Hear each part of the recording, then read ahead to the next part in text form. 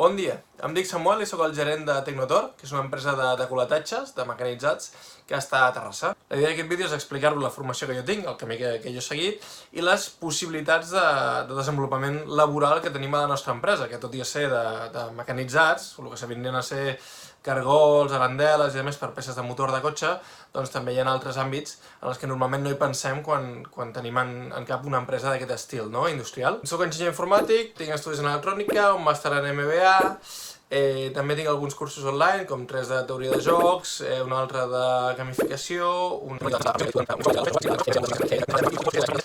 i a part d'aquests doncs, també he fet un de negociació i un de gestió d'equips. També idiomes doncs sí que tinc el... Bueno, no el tinc oficialment, però tinc el nivell del Proficiency. I bueno, aquesta és una mica la formació que jo vaig fer, no? He englobat aquí de l'enginyeria informàtica que vaig fer a l'Autònoma, va ser presencial, estudis en electrònica també, vaig fer online unes quantes assignatures d'ADE, 2 anys, el màster MBA l'he fet semipresencial i els cursos els he fet online. I a més m'he anat des de l'enginyeria cap a l'economia. La veritat és que, tot i haver fet diverses coses, el que més a fons vaig fer va ser l'enginyeria informàtica. I jo no treballo com a informàtic. Vull dir, estic a la gerència, abans vaig passar per operacions, logística i demés, i en principi no té res a veure. Però a la pràctica el que més m'agrada de fet del que jo faig en el dia a dia és tot allò que té a veure amb l'enginyeria que vaig fer. És la manera de treballar que aprens quan estudies per ser enginyer. Que són els protocols, els procediments, ha de ser molt estricte, no pot fallar res, que a l'hora d'aplicar-ho a la gerència va molt bé. Sí que és veritat que a la meva posició hi ha coses que no són tan interessants, no? Quan ets el gerent et toca menjar-te tots els marrons. Llavors tot aporta alguna cosa i la veritat és que sempre ho acabes aplicant. Des de la tonteria d'haver de dissenyar com li pagues el sou a una persona que ha d'anar per variables, doncs què apliques? Apliques una mica de teoria de jocs, des del seu punt de vista, com ho entendrà i com pot reaccionar, apliques gamificació, com ho faig perquè aquesta persona estigui motivada, i al final dius, hòstia, doncs vaig fer un curs de negociació que em servirà per portar a terme aquesta negociació. He fet un curs de gamificació que m'ha permès dissenyar un sistema de salari, de bonus, que pot ser interessant i que li provocarà o li ocasionarà tenir motivacions intrínseques i no només econòmiques. A Tecnotor, com deia, som una empresa de mecanitzat. Al final el que fem és agafar una barra d'acer, d'alumini i llautó, enredar una màquina d'uns quants metres, gran, una barra entra i hi ha diverses eines que actuen sobre la barra. Al final el que fan és moldejar la barra d'acer per treure un cargol, arandeles, cossos metàl·lics, diferents coses, podeu veure per al vídeo una miqueta. I després verifiquem les peces i demés. Però quines sortides laborals tenim? En tenim moltes. Des de la part d'administració, que totes les empreses, per petit o gran que hi hagi, ha de tenir la part d'administració, la part de comptabilitat, finances i demés.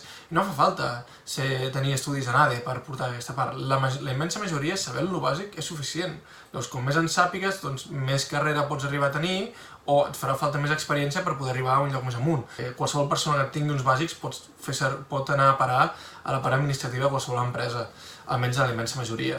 Altres llocs de treball que tenim, transportista, magatzem, expedicions, tot això, no cal haver estudiat logística, tot i que sempre ajuda saber el que és un albarà i demés, no? El mòdul de formació professional de logística seria més que suficient. Més posicions que tenim, producció i qualitat. Al final, que és el cor de l'empresa, no? Producció, nosaltres fem, com he dit, peces metàl·liques i el que necessitem és que la gent que ve a treballar sàpiga llegir un plano on indiquen les cotes, les dimensions, les toleràncies que té, els requeriments que té el plano. Llavors, amb formació bàsica és suficient, no fa falta que siguis un màquina ni que tinguis una enginyeria. Amb una formació professional que t'ensenya a llegir planos és suficient. Ara, llegir planos podràs entendre, però et serà difícil ser molt autònom, no dependre de ningú. Llavors sempre requereix una mica de pràctica o experiència. En realitat, no fa falta que l'hagis agafat abans d'anar a treballar, sinó que quan comences a treballar començaràs fent unes feines molt més bàsiques i t'aniran ensenyant la resta. En qüestió d'un mes podràs ser autònom, diguem. Però per poder entrar en aquest moment, per poder arribar a aquest punt, necessites que et passin un plano mecànic i tu poder llegir les cotes i saber què significa allò. Que si aquí em posa 10,5 més menys 0,03, significa que ha de tenir aquesta dimensió, la tolerància mínima màxima és aquesta i les peces són dolentes si surt d'aquests requeriments. Llavors, és un procés. Tu entres amb una formació bàsica no necessàriament, parlo d'operaris de màquina, no necessàriament molt àmplia, i després vas aprenent allà. On pots arribar? Des d'un operari que simplement el que fa és verificar peces i carregar barres de màquina i netejar la màquina d'oli i de més, que sempre ha de tenir un manteniment continu, doncs pots arribar a ser el que canvia les eines a dins de la màquina, preparar una nova referència, preparar una nova fabricació, fins inclús el següent pas és, a part de ser preparador de màquina, també ser el que arregla les màquines, les avaries, ser mecànic complet de màquines. Hi ha qualitat. Qualitat és bastant semblant, tot i que n'has de saber més de mesurar peces. Hi ha diferents eines, peus de reis, màquines de visió artificial i de més, que bàsicament són... El departament de qualitat és el que decideix quan una cosa és bona i és dolenta, per tant n'has de saber una miqueta més que simplement l'operari de màquina. Si no tens formació ni experiència, començaràs sempre com un operari de màquina i es podria fer-se la qualitat. Si no tens experiència però tens una formació més profunda, com una enginyeria mecànica, per exemple, doncs pots entrar dins de qualitat com a aprenent, ja que pots entendre les coses més a fons degut a que ja les has estudiat abans i desenvolupar-te allà. Òbviament al principi no tindràs responsabilitats fins que hagis agafat una mica d'experiència. Que és capaç de muntar la màquina, la munta i diu això és correcte, però en la qualitat he dit aquesta peça és bona o no és bona? Qualitat? I diu sí, això és bo. Qualitat al final és el que mana aquí per donar l'ok a les peces. I després hi ha altres feines de qualitat com calibració, gestió de la certificació ISO 9001-2015, que no són tan purament de peces i de batalla, diguem, que és més de gestió documental, d'acord?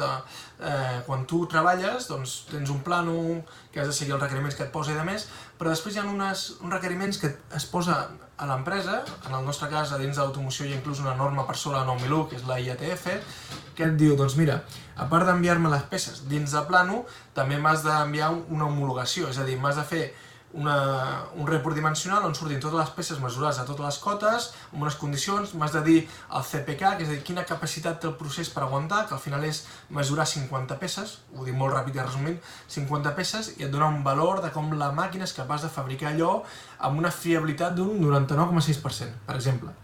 Llavors hi ha diferents passos aquí dins de qualitat que es poden donar, no?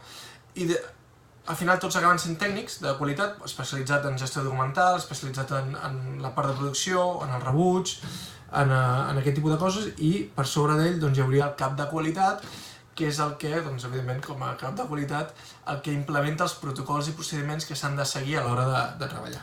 Llavors està... Què demanem nosaltres quan ens arriba un currículum? Ja us he comentat una mica la formació que fa falta, que com veieu no és massa. A la nostra empresa no som de demanar moltes coses per després no fer-les servir. Demanem el que fa falta. Llavors és habitual que ens diguin fa falta que sàpiga anglès? No! Fa falta que sàpiga que tingui una carrera d'enginyeria mecànica per entrar a producció? No! Ara, és necessari que siguis metòdic i que hagis, ja saps, que sàpigues seguir un protocol i unes normes i de més? Evidentment, això sembla molt bàsic, no? Sí, jo sé seguir unes normes, però la pràctica no és tan així. A la pràctica és una miqueta més complicat. Volem gent que sigui compromesa, que si li toca netejar l'oli d'una màquina, agafar cubells d'oli, treure-los a la màquina o treure'ls, o treure la ferritxa que surt d'una producció, doncs que ho faci, evidentment. És a dir, si la teva feina és aquesta, l'has de fer. Llavors, el que busquem és gent que tingui actitud, que tingui ganes de fer feina, sobretot que tingui ganes d'aprendre. Necessitem gent que, quan li diguis una cosa un dia, te la faci i que al cap de 3 mesos hi hagi hagut una actualització dels procediments, dels protocols, un requeriment del client, ràpidament li digui, escolta, això a partir d'ara es fa així. No posi mala cara. Això és una xorrada. Però és que hi ha molta gent que li fas canvis i... ara devo canviar-lo. Inclús quan li fas les coses més fàcils. Li fas les coses més fàcils, però el fet de canviar no li agrada. Llavors, el que busquem és gent que no tingui resistència al canvi, que quan hagi de fer una feina no tingui problema en fer-la, especialment quan és la seva pròpia feina. Així que bé, us he explicat la meva formació, una mica com ha impactat en la feina que faig en el dia a dia, què és el que m'ha portat aquests estudis, tot i que sembla que no tinguin res a veure, quines projeccions tenim a l'empresa, o quins llocs de treball tenim i com es poden desenvolupar una miqueta, què fa falta per arribar-hi a ells. I jo no tinc massa més a dir-vos, us deixarem el nostre cap de qualitat, responsable de qualitat. Té només 25 anys, però va fer enginyeria mecànica, té experiència i com us he dit des del principi, no em fa falta que tinguis una formació molt llarga, una experiència molt llarga. Necessito unes quantes coses, però aquestes coses necessito que es facin bé. Començar com a coordinador de producció, com a responsable de producció i després ha passat a responsable de qualitat. Això en un període d'uns 3 anys, simplement perquè el que necessitem és el que us he dit, no hi ha coses amagades. Això sí, les coses han d'estar molt ben fetes. Així que res, us deixo amb ell, espero que us hagi agradat i no us hagi donat massa el toston per la meva part. Que vagi molt bé. Us porto a la meva oficina virtual. Hola a tots, jo sóc Adrià de Faus, responsable de qualitat de Tecnotor, i a continuació us explicaré una mica quina ha estat la meva formació, quines opcions professionals he viscut i quines opcions professionals puc veure de cara a formacions paral·leles. Jo sóc enginyer mecànic, em vaig llicenciar a l'any 2015, vaig fer un postgrau en enginyeria de processos de fabricació, vaig fer un curs també de sostenibilitat de plaques solars, fer un curs d'auditories ISO 9001-2015, soc el representant de seguretat i conformitat del producte a Tecnotor. Quan jo vaig estudiar enginyeria mecànica, no m'imaginava en quin món podia acabar. Evidentment, dins del món de mecanitzat hi ha moltes sortides, des d'automoció, ferroviari, aeroespacial, alimentari. Amb els meus estudis cursats, com a enginyer mecànic, tinc un ventall prou ampli de sortides, les quals professionalment se centren en el món de la gestió de recursos i sobretot d'una gestió més organitzativa dins de l'empresa. M'encarrego, evidentment, de tot el que és la gestió de reclamacions, atenció al client, gestió d'incidències, tot el que és l'anàlisi de rebuig intern, evidentment, tota la gestió de l'equip del departament de qualitat i totes aquelles accions de millora que es poden implementar per tal d'evitar futures reclamacions. Dins del nostre sector i en concret dins de la nostra empresa tenim i podem oferir un ventall prou ampli per totes aquelles persones que professionalment es vulguin dedicar al món del mecanitzat. Una formació professional com podria ser el de fabricació de peces mecàniques o de mecanització, crec. Són perfils que podrien encaixar perfectament dins del nostre equip, inclús desenvolupar-se professionalment fins on ells puguin arribar. La meva experiència en aquest món és que és un món molt sacrificat, és un món on, si t'agrada professionalment, et pots desenvolupar tot el que tu vulguis i més, i és un món on cada dia és una superació contínua. És a dir, tots els problemes que puguis tenir un dia, el dia següent, poden ser completament diferents. Llavors, és un món per a totes aquelles persones que els agrada solucionar problemes abstractes. És a dir, no sempre hi ha els mateixos problemes i no sempre hi ha les mateixes solucions. Per això nosaltres, en major sentit, sempre estem oberts a qualsevol perfil professional, a qualsevol persona que desitgi desenvolupar la seva carrera amb nosaltres, i no només això, sinó totes aquelles persones que ambiciosament desitgin formar part de la nostra empresa, que és Tecnotor. Jo us animo a tots, a qualsevol persona que sigui la sortida que sigui, enfocada amb un caire mecànic, doncs segueixi i persegueixi totes aquelles il·lusions i ambicions que el fonamenten. Evidentment, des del meu punt de vista, Tecnotor a mi personalment m'ha aportat un creixement molt ampli a nivell personal, però sobretot professional. Jo sempre he estat en el món del mecanitzat. Quan vaig llicenciar-me, només llicenciar-me, als 2 mesos vaig entrar a treballar en una empresa de mecanitzats. Anteriorment havia treballat en el departament d'enginyeria d'una multinacional que es dedica a fabricar butaques.